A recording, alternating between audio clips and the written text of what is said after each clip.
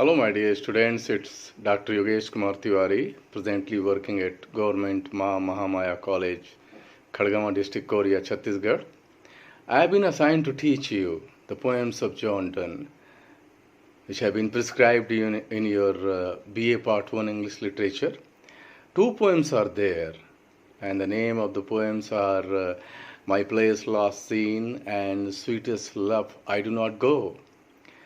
So in the previous lecture, we discussed about John Donne and his literary background.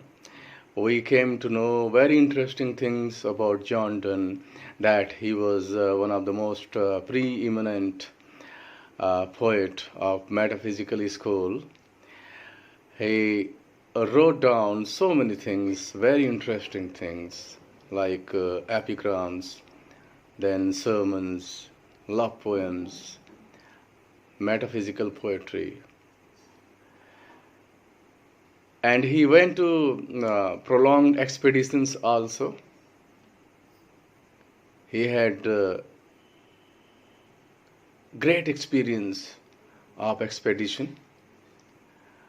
You must be remembering those two poems, The Storm and the Calm. I am repeating some of the things so that I can get an idea whether you are still having those beautiful poems in your mind or not. Because these things are going to be asked in your objective type questions also. So today I am going to discuss about My Place Last Seen. It's a very, very beautiful sonnet written by him. It has just followed an Italian mold, divided into two parts. The first part is an octave, and the second part of the sonnet is sestet. Having the iambic pentameter also, I would like to throw light on iambic pentameter, and that is when the first weak syllable is followed by the strong one. So that is called iambic meter. It is used by the poets just for the sake of creating impact in the poetry. It becomes very clear and obvious when you recite the poems.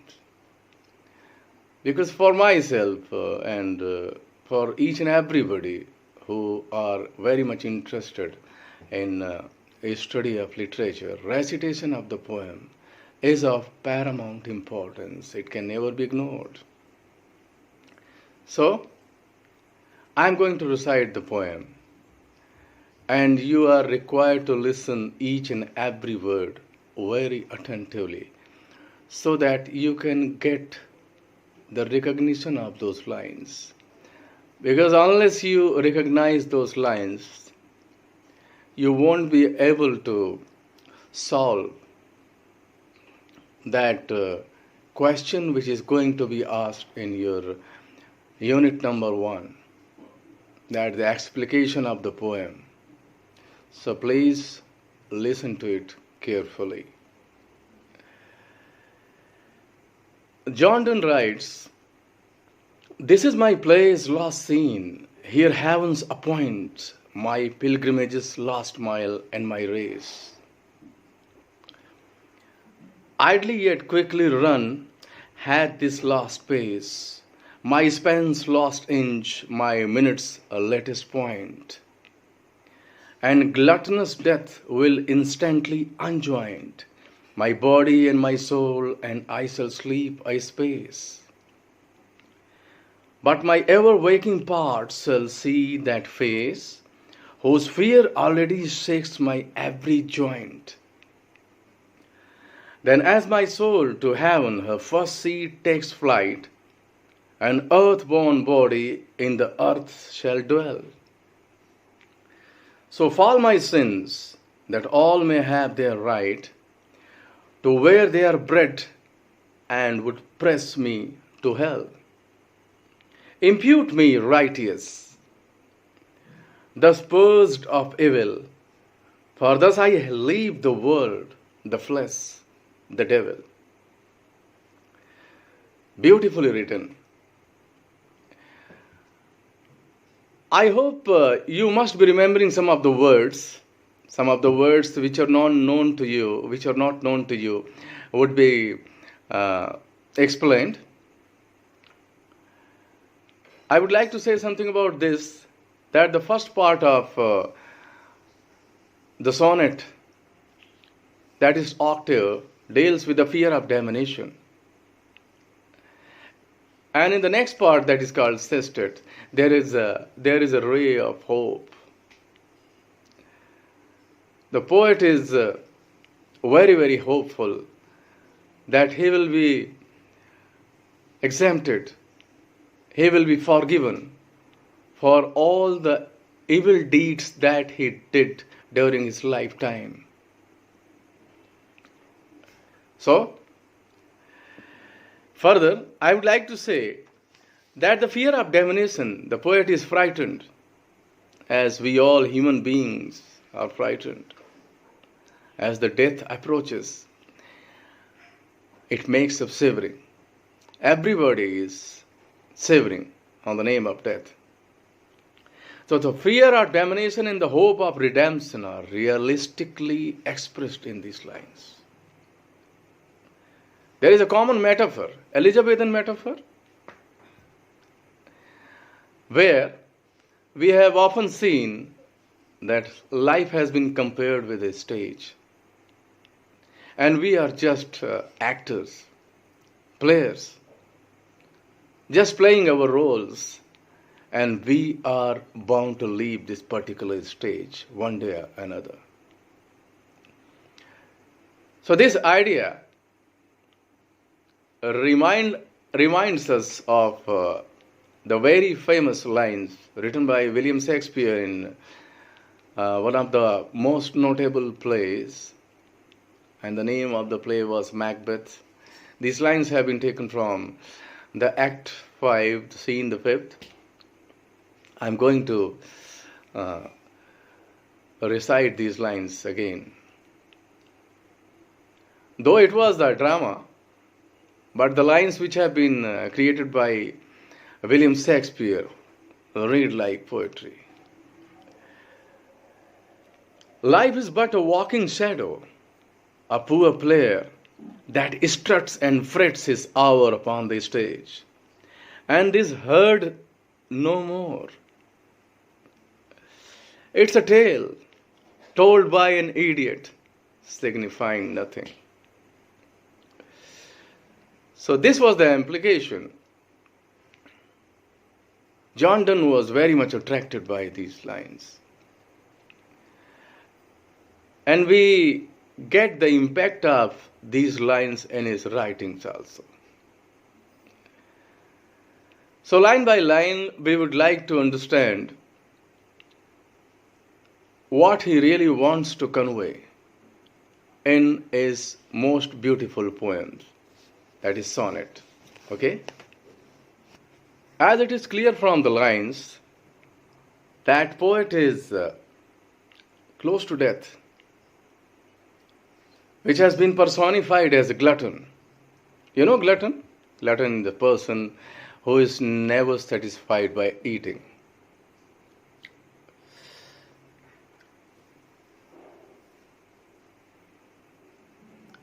The poet's mind is very perplexed. What will happen when the cruel hand of death will take him either to the hell or heaven? It is not decided yet. So he prays to God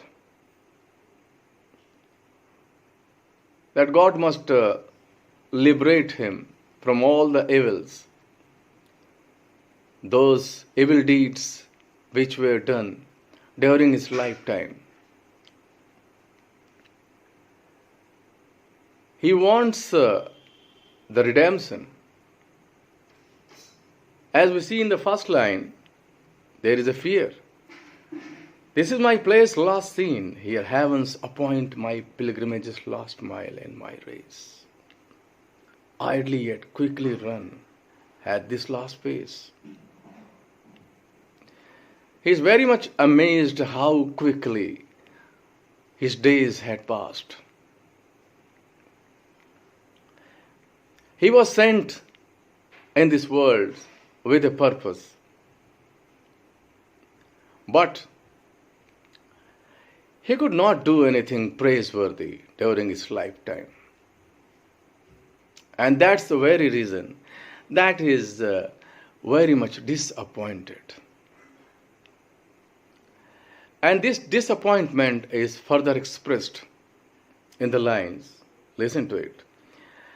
And the gluttonous death will instantly unjoint my body and my soul, and I shall sleep a space.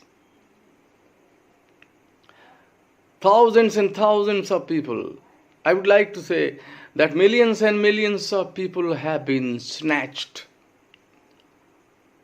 by the cruel hand of death. And death is just like glutton. It has never satisfied itself. It goes on and on, just killing the people, taking the lives of the people. So one day or another, the life of the poet will be taken by a gluttonous entity, that is death. Then he further writes, my ever-waking parts shall see that face, whose fear already shakes my every joint. Poet says, John Donne is of the opinion that his whole existence is shivering with the fear. He is not able to decide what to do, what not to do. His mind shifts towards that particular truth of life, whether his sins would be forgiven by Almighty or not. Further he writes, so fall my sins that all may have their right to wear their bread and would press me to hell. So he is just giving his justification that whatever sins had been committed, they were committed by his body, not by his soul. Because soul is the most purified thing in the existence of human life, human being, human structure.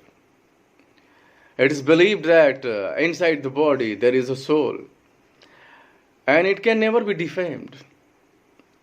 Soul can never be damned. It is the purest form which has been created by the Almighty. It is the absolute truth of life. And this particular truth is there in Gita also.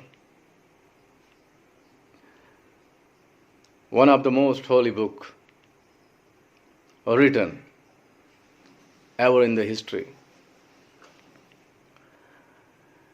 Further he writes, he prays to God. Because when you are all surrounded by the evils, when you are surrounded by the approaching of death, your whole existence starts shivering. You are frightened, full of fear. Though you know that death is ultimate, one day or another you have to die. But the idea of death makes you shiver. Everybody shivers. And this ultimate truth is to be faced by each and everybody. So, all the roads are blocked. But there is only one hope. And that is John Donne writes, impute me righteous, thus purged of evil. And who is the righteous? It is only the Almighty. He is full of all kind of righteousness. He decides the fate of men. He decides each and everything in this universe. You have to accept it.